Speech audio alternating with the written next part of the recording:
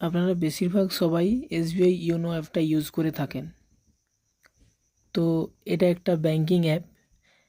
এটা ইউজ করলে আপনি অনেক কিছু সুবিধা পাবেন, যেমন টাকা তোলা। আপনি এই অ্যাপের দ্বারা টাকা ট্রান্সফার করতে পারবেন, ব্যালেন্স চেক করতে পারবেন এবং এটিএম কার্ড পিন জেনারেট করতে পারবেন, এটিএম কার্ড ব্লক করতে পারবেন, এটিএম কার্ড অ্যাপ্লাই করতে পারবেন। তো কথা হলো, এইরকম যখন মেসেজ দিয়ে দেবে আপনাকে যে your internet banking log in password will expire, এত একটা ডেট দিয়ে দেবে। তো আপনাদের ভয় পাওয়ার কিছু নেই, আপনারা নিজেদের মোবাইলের দ্বারা নিজেরাই করে নিতে পারবেন, ব্যাংকে যাওয়ার কোনো প্রয়োজনই নেই। আপনি যদি 2 নম্বর অপশানটা চুজ করেন, রিমাইন্ড মি লেটার, তো এক সময় দেখবেন ঠিক এইরকম একটা ইন্টারফেস চলে আসবে। মানে আপনাকে আর টাইম দেওয়া হচ্ছে না, আপনাকে চেঞ্জ নাও করতেই হবে। আপনি অতদিন রিমাইন্ড লেটার মেরে মেরে কাজ চালিয়ে নিয়েছিলেন, কিন্তু আর হচ্ছে না।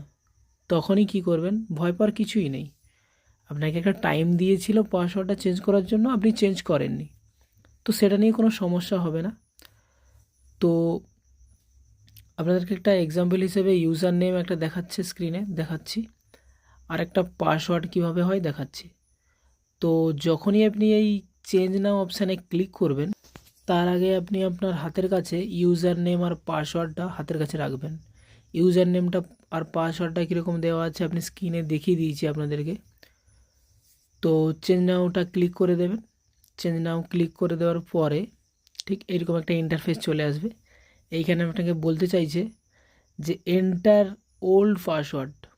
তো old password log in password যেটাকে বলে, বা আইএনবি পাসওয়ার্ড যেটাকে বলে, আপনি যদি বুঝতে না পারেন তাহলে দেখবেন যেদিন আপনি ব্যাংকের মাধ্যমে ওই ইউনোটা করেছিলেন তখন আপনাকে একটা ছোট্ট একটা কাগজে লিখে দিয়েছিল, তো সেইটা বের করে আপনারা দিয়ে দেবেন।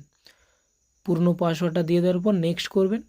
নেক্সট করে দেওয়ার পরে আপনাকে এখানে দেখাবে যে এন্টার ডিটেলস নাও নিউ পাসওয়ার্ড। তো সেকেন্ড লাইনে দেওয়া আছে রি এন্টার নিউ পাসওয়ার্ড। এখানে আপনাকে বলতে চাইছি আপনার যে পাসওয়ার্ডটা ছিল সেটাকে চেঞ্জ করতে।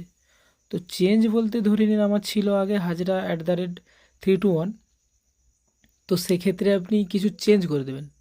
আর এখানে মনে রাখতে হবে প্রথমে নাম বা টাইটেল দিয়ে দেবেন, প্রথম ক্যারেক্টারটা বড় দেওয়ার চেষ্টা করবেন, মাঝখানে একটা দিয়ে দেবেন আপনারা, শুধু মনে রাখবেন স্পেশাল ক্যারেক্টার, আলফাবেট আর নিউমেরিক সব কিছু মিলিয়ে একটা স্ট্রং পাসওয়ার্ড দিয়ে দেবেন। যখন উপরের লাইনে আর সেকেন্ড লাইনে সঠিকভাবে দিয়ে দেবেন তখন লেখা দেখাবে পাসওয়ার্ড ম্যাচ। তারপর আপনারা নেক্সটে ক্লিক করে দেবেন, দেখবেন আপনাদের ফোনে একটা ওটিপি চলে আসবে। তো ওই ওটিপিটা দিয়ে দেওয়ার পরেই সাবমিট করে দেবেন, আপনাদের কাজ শেষ।